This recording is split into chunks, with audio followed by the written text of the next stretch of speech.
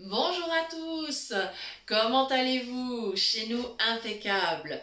Voilà, toujours dans la préparation des fêtes de fin d'année, on va continuer la série biscuits.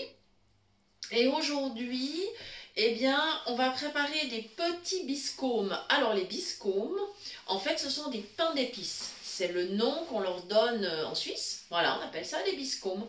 Et aujourd'hui, nous vous proposons une recette très facile, déjà très facile à mémoriser au niveau des proportions.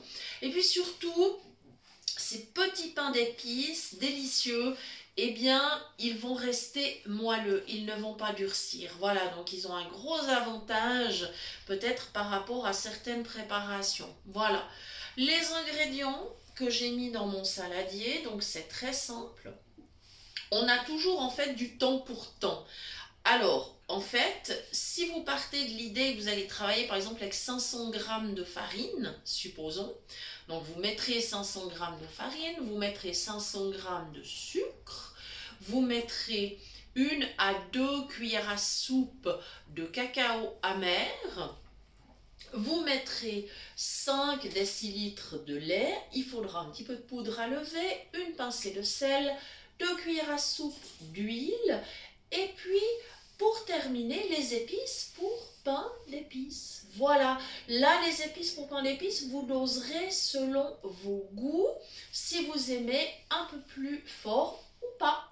Voilà, donc c'est quelque chose de super simple. Alors maintenant j'ai presque tout mis dans mon saladier, il me reste juste le lait.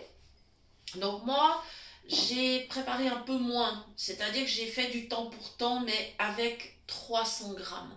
Parce que, bon, on n'est que deux à la maison, et même si je distribue un petit peu des biscuits, toujours très volontiers autour de moi, mais là, effectivement, je me suis dit que j'avais aussi l'opportunité d'en refaire. Voilà. Donc, moi, je suis partie sur 300 grammes, et donc, je vais mettre 3 décis de lait. Il m'en faudra peut-être un peu plus, on va voir. Donc j'ai mis en fait tout ce qui était sucre, farine dans le saladier. Voilà, les épices, le cacao, l'huile, la petite pincée de sel. Et maintenant on va passer bien, au lait. Donc je mets mon doigt sur le haut de la tasse pour être certaine de ne pas déborder. Voilà. Donc là, je vais déjà avoir 2 décis, voilà, que je vais mettre bien évidemment dans le saladier. Voilà. Comme ceci. Voilà. Donc, si vraiment vous préparez 500 grammes de pâte, je vous conseille de prendre vraiment un très grand saladier. Ou alors peut-être effectivement la cuve de votre robot, si celui-ci est assez grand, enfin si la cuve peut contenir ce genre de proportion. Voilà. Mais comme vous le voyez, ben moi je le fais à la main. Voilà le lait.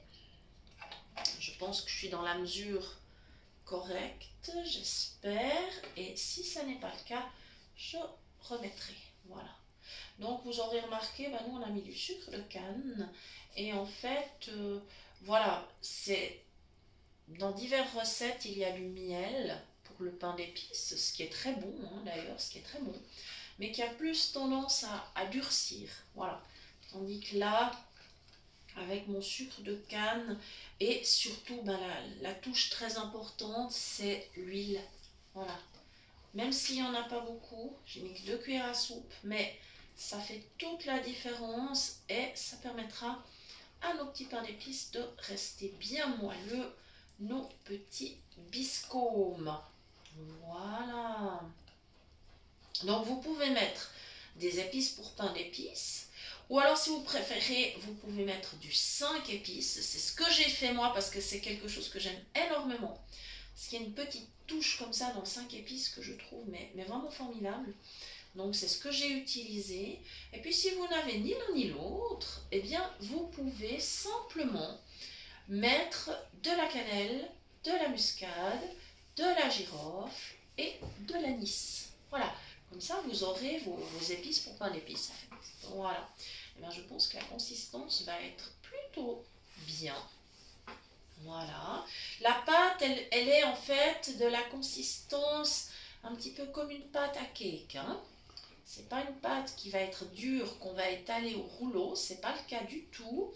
Elle va cuire dans un plat qui a été garni de papier sulfurisé d'ailleurs. Voilà. Et puis à la sortie du four, bien évidemment, on laissera refroidir et on découpera avec le couteau les petits biscombes. Voilà, ou petits pains d'épices si vous préférez. Voilà, j'avais à l'époque une correspondante en Belgique et puis je lui avais écrit dans un mail, parce qu'à l'époque il n'y avait pas Facebook, il y avait rien de tout ça, il n'y avait pas YouTube, voilà, ça n'existait pas.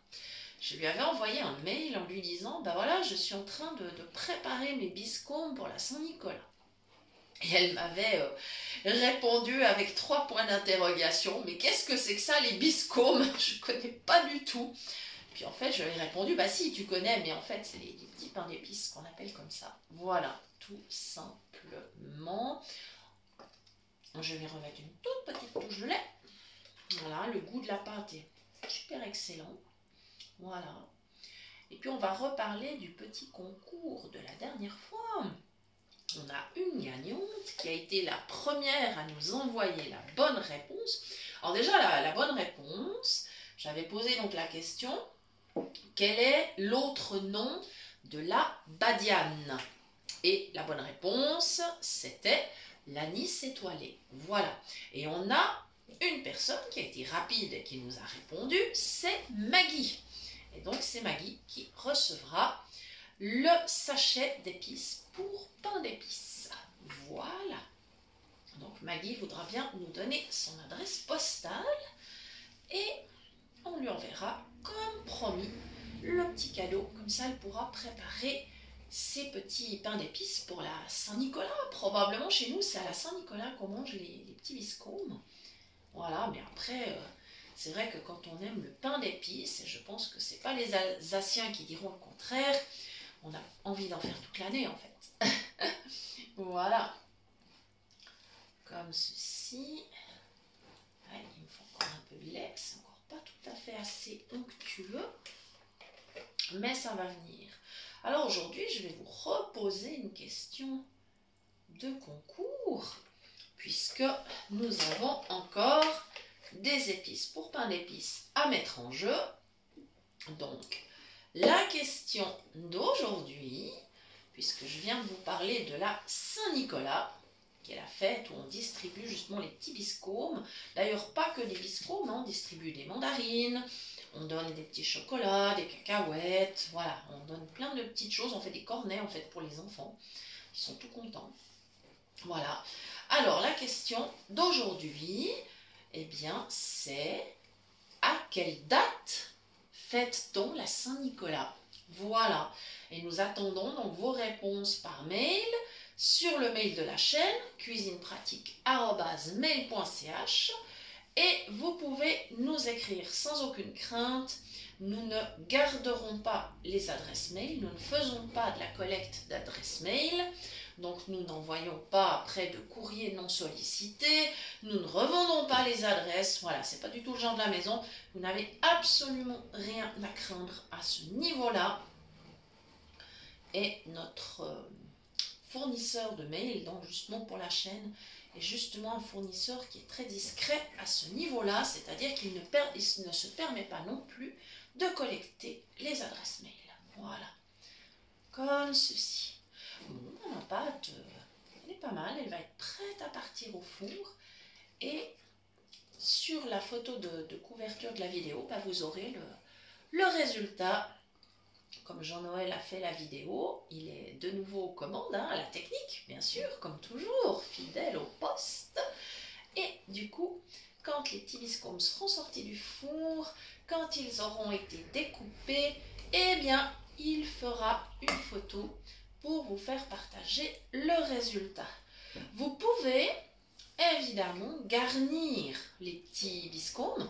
Alors évidemment, si vous voulez mettre par exemple un petit glaçage avec du sucre glace et un peu d'eau, ou alors pourquoi pas un petit peu de kirsch, hein, pourquoi pas, ça donnera un petit goût sympathique, voilà, ou si vous voulez glacer avec du chocolat par exemple, c'est tout à fait faisable, faites-le avant de découper, hein, parce que ce sera beaucoup plus simple, parce que si vous devez vous amuser à décorer chaque petit biscombe, ça va être un petit peu long et fastidieux, donc voilà, si vous voulez faire un petit glaçage, après vous avez aussi la possibilité de par exemple, coller sur votre glaçage des petites perles colorées ou pourquoi pas des mini chocolats type Smarties. Je ne sais pas si on trouve ça partout, mais en tout cas, c'est quelque chose que vous pouvez utiliser.